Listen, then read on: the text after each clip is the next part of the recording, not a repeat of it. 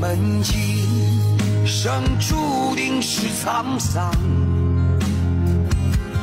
苦之来要笑着走过呀，朋友啊，让我们一起牢牢铭记呀，我们今生兄弟情一场。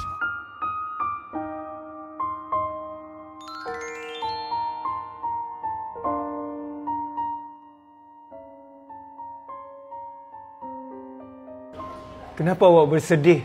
Kenapa awak bersedih di butik saya ni? Ni butik awak ke? Serius lah. Cinta saya baru lepas kena reject. Awak tak perlu bersedih. Saya ada untuk awak. Wow. Seriously? Okey. Jom, saya tunjukkan butik saya dan staf-staf saya. Ni. Ini saya punya tukang jaga cashier nanti.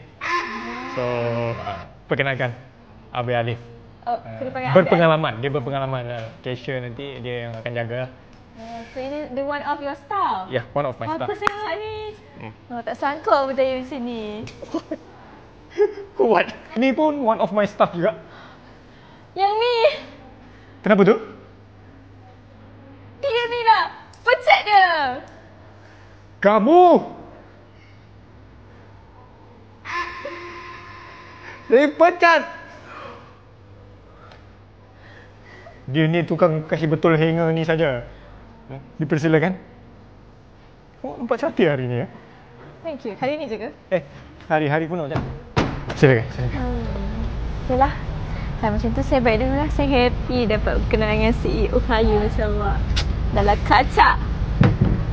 Bye. Biasa je. Nanti jangan lupa datang. 29 hari bulan ni ada launching. Oh, really? Ya. 50 orang terawal ada diskaun.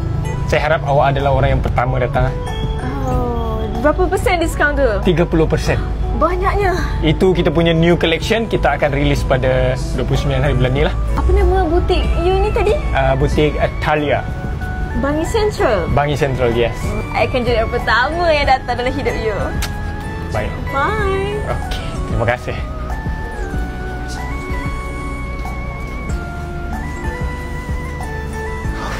Fuh.